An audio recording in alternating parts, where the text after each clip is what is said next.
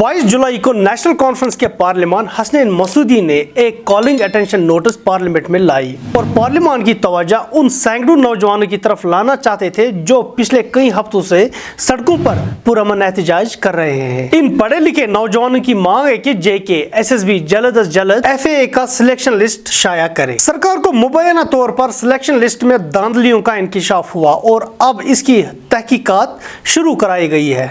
इन नौजवानों ने जब अपने एहतजाज में शिद्दत लाई तो सरकार ने DIPR की जानिब से कुछ रोज पहले एक ट्वीट में लिखा कि मुबैना धांधलियों की छानबीन हो रही है, अगर सब कुछ ठीक निकला तो मजीद कार्रवाई अमल में लाई जाएगी, लेकिन अगर किसी भी तरह की कोई धांधली नजर आई तो मुलव्वस अफराद के खिलाफ सख्त कार्रवाई की जाएगी। इससे पहले JK PSI या फिर जम्मू कश्मीर पुलिस सब इंस्पेक्टर्स का सिलेक्शन लिस्ट सरकार ने स्क्रैप किया था, जब इस पर हर तरफ से आवाजें उठने लगी।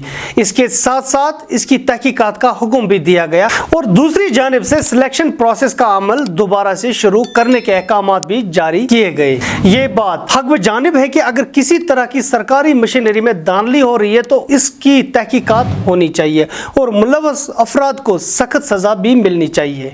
लेकिन यहाँ पर मेरा ये सवाल नहीं है। जब मरकजी सरकार ने 2019 में दफा 370 को मनसूख किया तो यहाँ के लोगों को यही बता दिया गया था कि अब इंसाफ होगा, जम्मू कश्मीर का नौजवान अब मायूस नहीं होगा, इसे इंसाफ मिलेगा और इंतजामिया में इतनी शफाफियत लाई जाएगी कि किसी भी शहरी को इंसाफ के लिए दर बदर की ठोकरें नहीं खानी पड़ेंगी। सिविल सेक्रेटरीट में बड़े पैमाने पर तबादले किए गए।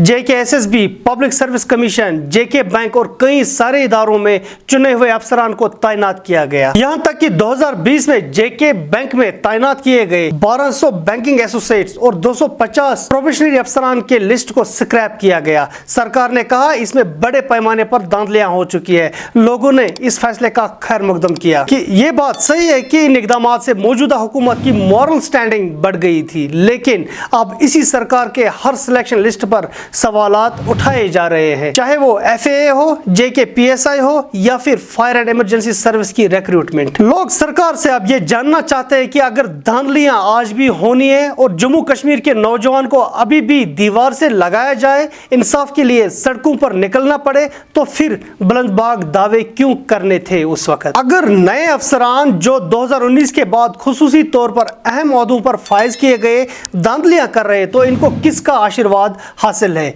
या फिर मौजूदा सरकार ने इन्हें किस बुनियाद पर इन अहदों पर फायज किया। अगर धांधलियां पहले भी होती थी अब भी हो रही है तो फिर आम इंसान को दफा 370 के हटने से क्या फर्क पड़ा?